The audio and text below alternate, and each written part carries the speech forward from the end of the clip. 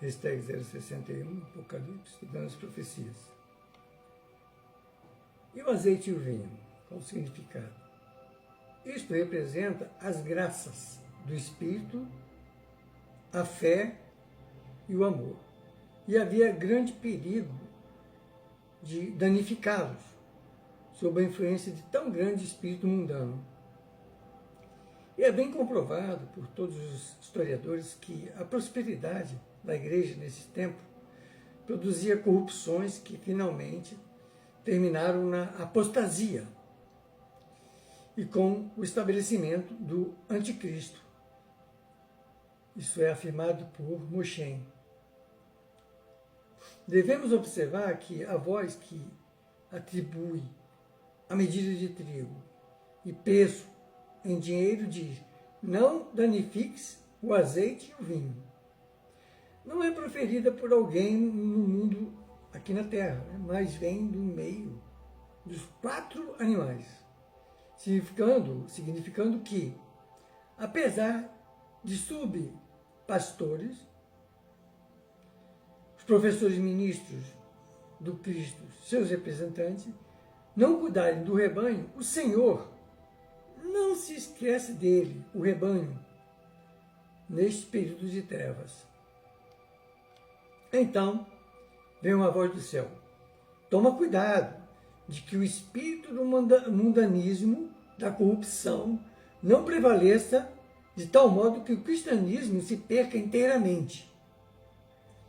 Que o azeite e o vinho, as graças da genuína piedade, inteiramente desapareçam da face da terra. E ainda vem este apelo: é a infinita misericórdia de Deus. E aqui, amigos, ficamos no terceiro selo. Vamos agora para o capítulo 6, versículo 7 a 11, Apocalipse. Vejamos primeiro o versículo 7 e 8. E havendo aberto o quarto selo, ouvi a voz do quarto animal, que dizia: vem e vê. E eis, olhei, um cavalo amarelo, e o que estava sentado sobre ele tinha por nome Morte, e o inferno o seguia. Lhe foi dado poder para matar a 5ª parte da terra, com a espada, e com a fome, e com a peste, e pelas feras da terra. Olha, realmente, é notável a cor deste cavalo, né? Amarelo agora. As cores dos cavalos branco, vermelho e preto, mencionadas anteriormente, são cores naturais. Mas esse branco, vermelho e preto, mas aqui a cor é amarela, não é uma cor natural. A palavra original no grego não significa o amarelo comum, mas sim cores pálidas e amareladas. Aqui se vê nas plantas crestadas ou plantas doentes. Portanto, esse símbolo representa um estranho estado de coisas dentro da igreja. O que está sentado neste cavalo tem o nome Morte e o inferno. Aliás, no original grego, a palavra significa sepultura, né? A mortalidade é tão grande durante esse período que se diria terem vindo sobre a terra as pálidas nações dos mortos. E nos dias atuais a mortalidade é tão grande que dá para a gente, né, parece natural. E hoje temos no mundo, atualmente, temos no mundo mais de 50 conflitos de guerra entre nações. Está em volta de 56. E morrem milhões de pessoas por ano e a humanidade não está nem aí para isso. Infelizmente, a grande parte ainda não está aí. Principalmente, até os que estão lá vivendo no conflito das guerras, não estão entendendo nada ainda. E seguindo na esteira deste poder desolador, porque realmente, dificilmente, nós poderíamos nos enganar quanto a este período a que se aplica este selo, né? O quarto selo, que nós estamos falando aqui, o cavalo amarelo, refere-se ao tempo em que o cesarismo romano exerceu a sua vontade sem peias, sem domínio, seu domínio prepotente perseguidor desde 538, quando se estabeleceu o papado, até o tempo em que os reformadores da igreja começaram a expor as corrupções do sistema religioso, todas as ignomínias praticadas em nome de Deus, né, foram expostas por eles. E hoje tem gente aí paga, até nos podcasts, defendendo ainda o que fizeram com eles e tentando desmoralizar, sujar a imagem deles. Infelizmente, tem hoje aí. Bom, e hoje mesmo podemos ver que alguns, né, ganham dinheiro para defender isso.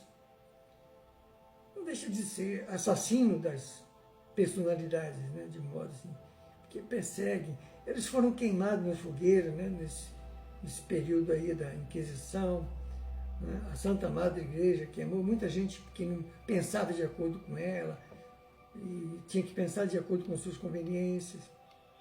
Bom, e Deus não tem nada a ver com isso, mas sentaram no seu trono, como se fosse o próprio Deus. Quando se estabeleceu o papado, né? 538.